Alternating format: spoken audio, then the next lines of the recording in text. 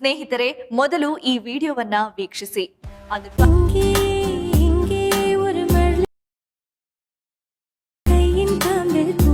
Okay, ಇದು ನೀವು ಕೂಡ ಸಿಂಪಲ್ ಆಗಿ ನಿಮ್ಮ ಮೊಬೈಲ್ ನಲ್ಲಿ ನಿಮ್ಮ ಫೋಟೋಸ್ ನಿಂದ ಮಾಡ್ಕೊಳ್ಬಹುದು. ಮೊದಲು ಗೂಗಲ್ ಅಲ್ಲಿ ಹೋಗಿ ಎಡಿಟ್ ಅವರ ಟ್ಯೂಡಿಯೋ ಅಂತ ಸರ್ಚ್ ಮಾಡ್ಕೊಳ್ಳಿ.